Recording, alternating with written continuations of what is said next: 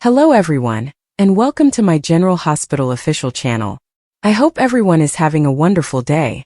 Before we begin, please hit the subscribe button and give this video a thumbs up. According to General Hospital spoilers, Lulu Spencer and Brook Lynn Quartermain are preparing for the battle of the century. Let's talk about all the anxiety that is rising since the Giovanni-Gio Palmieri disclosure will have uncontrollable consequences. Lulu and Brook Lynn will finally confront each other over all of the Gio drama on GH's June 4th episode. Brook Lynn will undoubtedly be critical of Lulu because she is to blame for the way the information was revealed. Naturally, Lulu would contend that if Brook Lynn had simply told Dante Falconeri the truth about the baby right away, none of this would have occurred. But Brook Lynn will not allow Lulu to get away with fabricating this and holding her responsible for the catastrophe. It was Lulu who conducted a covert investigation, confronted Lois Cerullo, and allowed Gio to learn that his biological parents were Dante and Brook Lynn. Brook Lynn might wonder why Lulu didn't approach her directly with this information. After all, Brook Lynn had already admitted to Lulu that she was unsure of the gender of her child after giving birth. Lulu revealed that Brook Lynn had a son based on the court documents she discovered in Martin Gray's workspace. Although Brook Lynn's emotional response to the news was sincere, Lulu largely disregarded it and thought perhaps Brook Lynn had been aware of Joe's true identity all along. Lulu constantly assumes the worst about Brook Lynn, who will be angry at her trivial actions and upset about the costs to all parties. Brook Lynn, like Dante, will believe that Lulu was fixated on ruining her image. From Brook Lynn's point of view, it will appear like Lulu allowed their rivalry to escalate the conflict and made Gio pay the price. Brook Lynn might sour things with Dante now that he doesn't want to interact with Lulu. In the midst of the nightmare that Lulu unleashed, it will provide Brook Lynn with a little solace. To be fair, Lulu might acknowledge that she wishes Brook Lynn and Dante could make contact with their kid. Lulu will admit that Gio is innocent in all of this and at the very least feel terrible for him. According to General Hospital spoilers, there will undoubtedly be some intense scenes during Lulu and Brook Lynn's confrontation. So tune in for more information on what these two will be up to. According to General Hospital teasers, we must wonder if Morgan Corinthos' comeback would come after Michael Corinthos' return. Will the other son of Sonny Corinthos and Carly Spencer make a significant comeback next? Fans have been speculating about the potential that Morgan might survive ever after his alleged death. Many fans would like to meet Morgan again in person, despite his recurring appearances in hallucinations and nightmares. Naturally, Michael is taking center stage at the moment. Before GH adds anyone else to the mix, it would be wise to give Rory Gibson time to settle into his groove as Michael recast. However, Gibson has been a huge hit in the part, so the show is getting a lot of credit for its dramatic surprise and casting choice. Michael's return might eventually be followed by another significant one, that of his brother. Getting fans to accept yet another recast character may be challenging, but it is not impossible. A new Morgan Corinthos may be welcomed and even adored if the correct person played the role. Convincing Brian Craig to return for a longer, more permanent role as Morgan would be the best-case scenario though. Having Morgan and his family back home would be wonderful, especially because he could compete with Michael for different romantic interests. Morgan's whereabouts and reasons for staying away could also be part of a bigger plot. Morgan's disappearance may be readily explained by a protracted hostage scenario, a brainwashing twist, or simply simple soap opera amnesia. In any event, Morgan's name is frequently used on social media in relation to personalities who ought to make a reappearance. Is there any way you would like to see Morgan get back together with his family? Is Brian Craig the only Morgan you want to see? Or would you be open to a casting of Morgan Corinthos? More cast shockers may be on the horizon, according to General Hospital spoilers, so stay tuned for updates on any more fascinating developments. After the ball, Maxie and Nina met at the Brown Dog. Nina told Maxie that Michael had both of Willow's children, and that she needed someone to talk to. It's going to change everything for the custody hearing next week. The way I see it, the only way that Willow is going to be able to keep custody of those children is if she ends things with Drew, Nina said. One thing, Nina pointed out, would make Willow lose her mind. Nina, are you going to tell Willow that you slept with Drew? Maxie pondered. Nina was thinking about it. If I tell Willow that, she has to see him for the liar that he is. I mean, she has to finally see that, right? Nina sought confirmation. Nina said that she wasn't certain she had the courage to do it. She's going to know that I sat back and said nothing while she ruined her life for a man who was lying to her the entire time. Nina was concerned. She's never going to forgive me for that. Nina was too anxious to tell Willow the truth, even though she knew she should. I can't bear the thought of losing her now that we're so close. It sounds selfish, doesn't it? Nina was crying. Did not Maxie told her. Willow is my only child. If she turns her back on me, I have nothing, Nina said. Maxie informed Nina that Sasha was now carrying Jason's child and would be on Michael's side. But Nina still questioned if Sasha had any dirt on Michael. The fact that Jason was the father still shocked Maxie.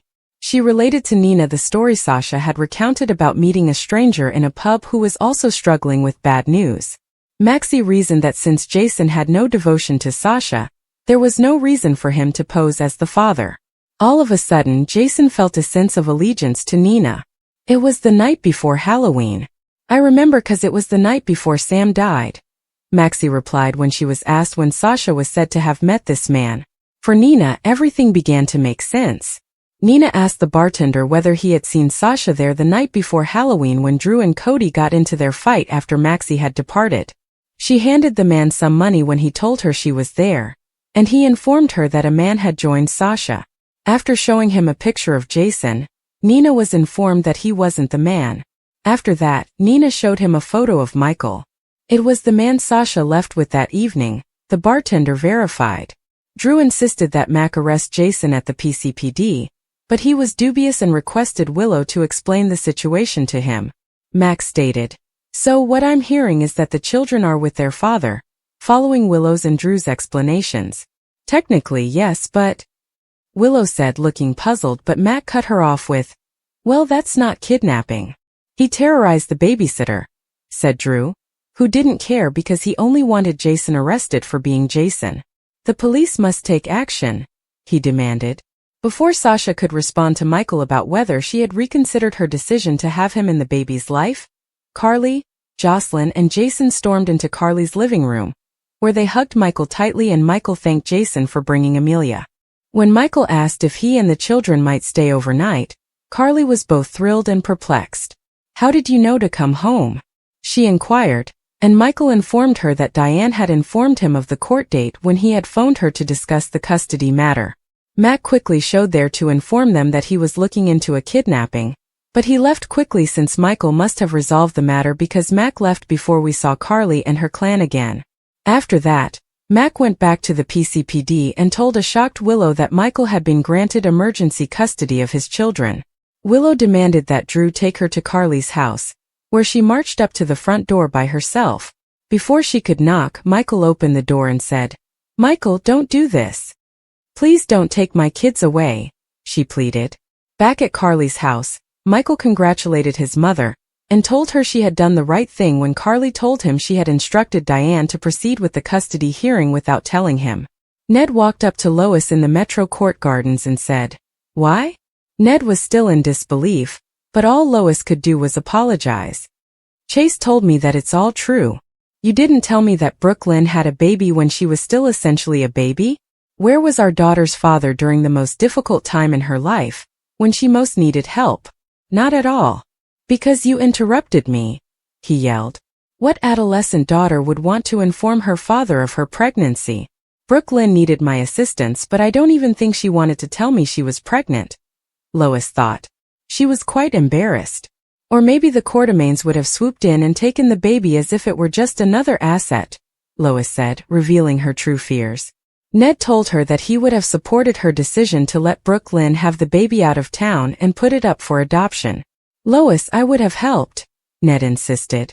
"He grew up happy and healthy, and we were right there in case anything went wrong," Lois explained, adding that he had always had a problem with his family, and that Ned couldn't believe he had been living with his own grandson for over a year. Soon after, an enraged Olivia showed up with a grievance against Lois. "You're my best friend, Lois. From preschool onwards, how could you? You were the closest thing I ever had to a sister," she said, as Lois continued her tirade about how Brook Lynn didn't want anybody to know. Olivia didn't seem to care. "I would never withhold such a thing from you," Olivia exclaimed in awe.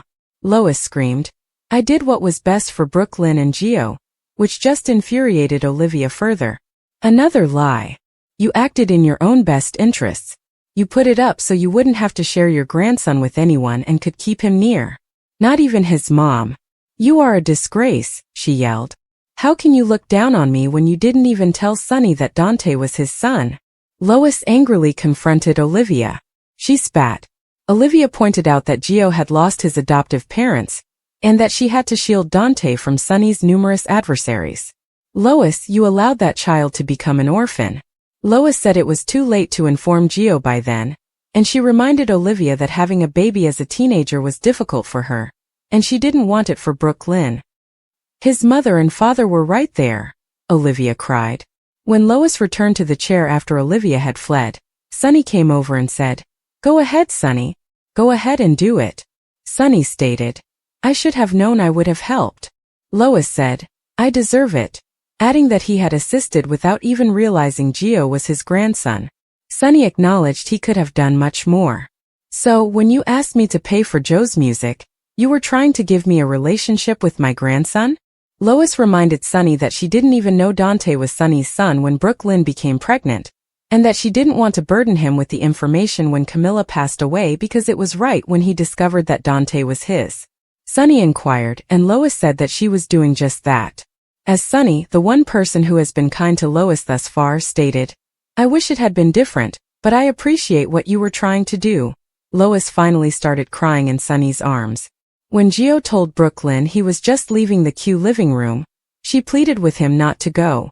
Dante took hold of Joe's arm and stated they wanted to talk, but Gio became irate, yanked his arm away, and yelled at Dante to never touch him again. Dante was completely unaware of my pregnancy. Brook, Lynn attempted to clarify. He didn't know about you. Okay, what's your excuse? Gio questioned his new mother. I placed my baby up for adoption. I only knew that they had gone to a loving household. I had no idea if it was a boy or a girl or where they ended up. Gio accused Brook, Lynn of not wanting him or thinking about him, but Brook, Lynn stated, I certainly didn't know that it was you, Gio.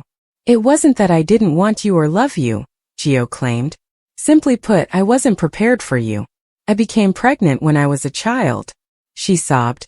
I never ever forgot about you. Brook, Lynn, who stated she didn't think it was appropriate to upend his life, was distraught when Gio stormed out, and Emma ran after him. Sweetheart, you have to let him go, she cried, stopping herself when Tracy stopped her. Gio wondered if Brook, Lynn had ever come seeking for him. But he's our kid, Brook, Lynn remarked. Yeah, our kid you never told me about. Dante countered that they couldn't make him stay.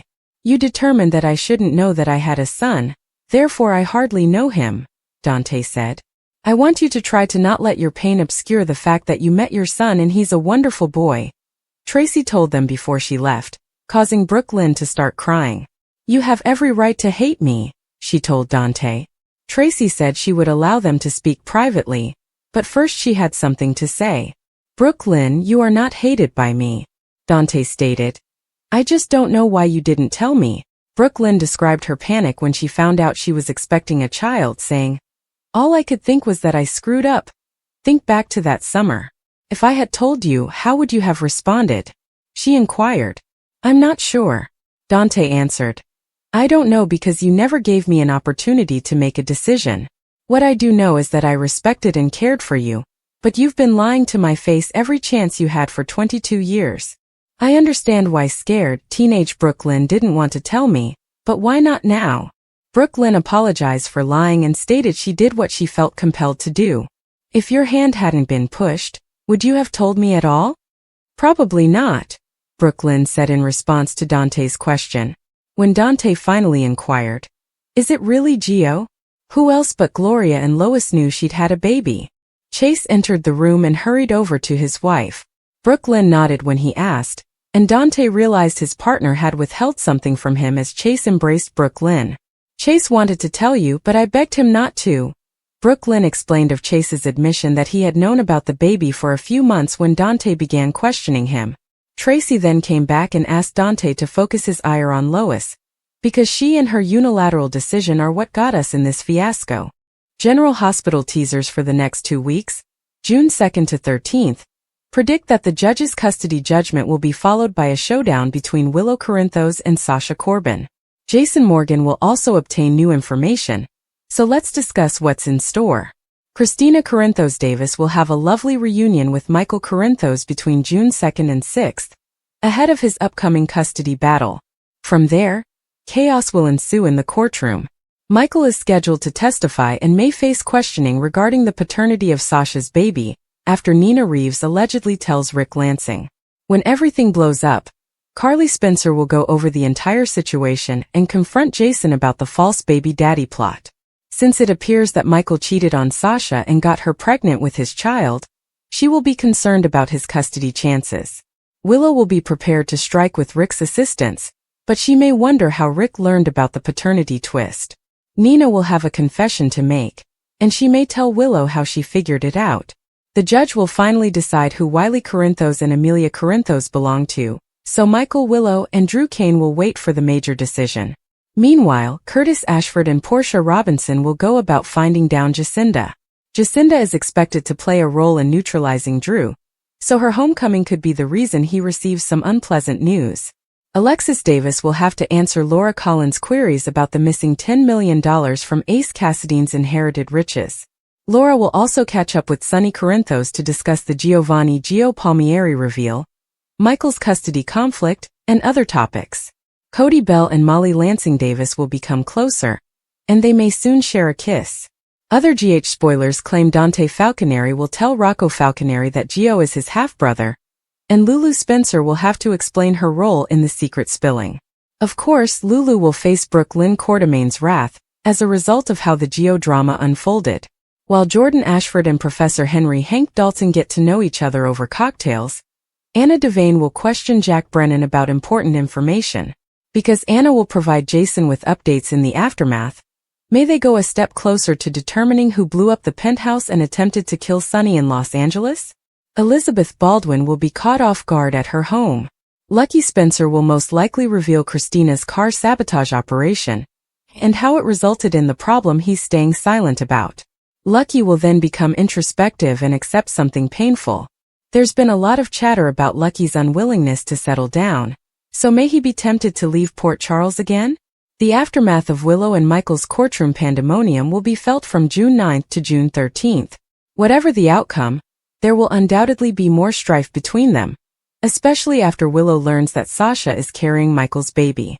Willow will undoubtedly have a battle with Sasha sooner or later, so will Nina wind up playing referee? Regardless, Nina must proceed with caution because Sasha is aware of her passionate sessions with Drew. If Sasha discovers that Nina revealed the paternity secret, she may react by spilling Nina's secret next. Gio will have to deal with his identity dilemma. Gio will struggle to find a new path forward, but Brook, Lynn, Dante, Tracy Quartermain, and many more loved ones will be there for him when he is ready.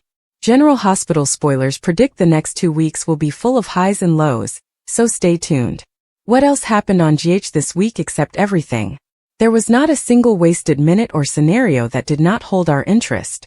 We haven't had a so-orgasmic week like this in a long time, and it doesn't appear to be slowing down. The reaction to the Gio reveal was everything we could have dreamed for and more. A retcon adolescent pregnancy that no one asked for, which would permanently tie Dante and Brook Lynn, was initially met with hostility, but it has now become one of the most riveting stories we've seen in years.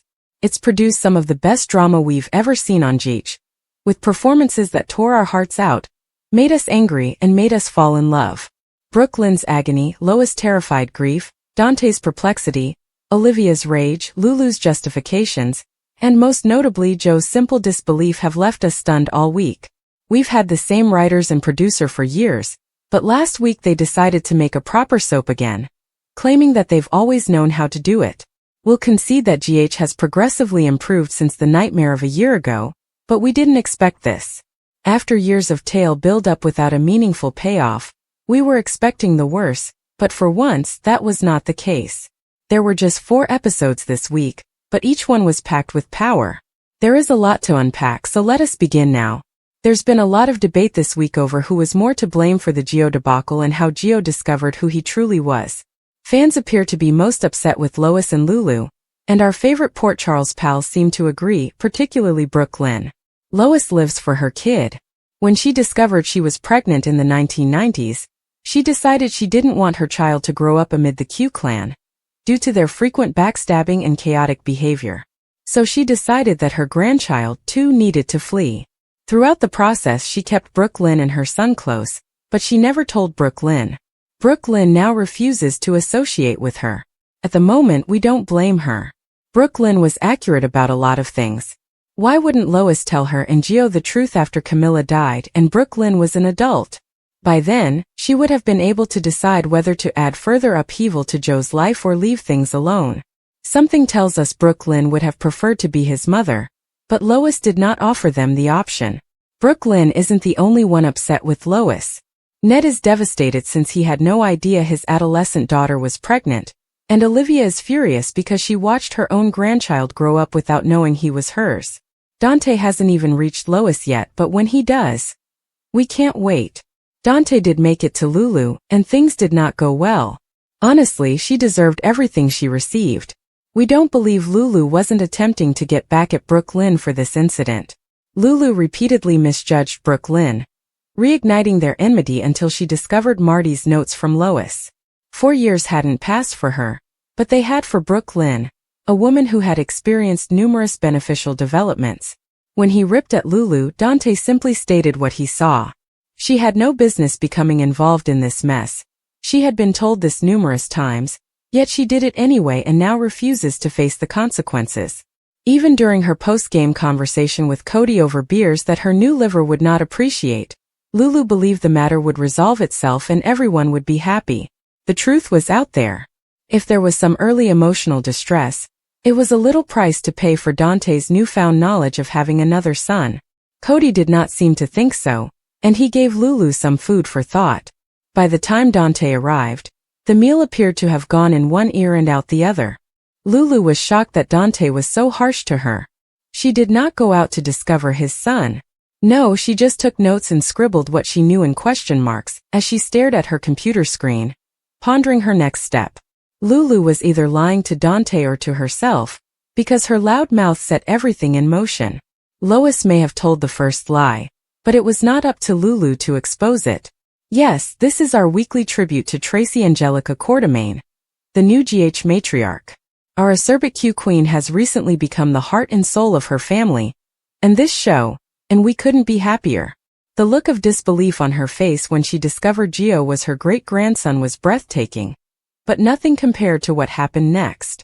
Tracy's humanity shined through when she mentioned having 2 kids, a grandson, a granddaughter, and a great-grandson.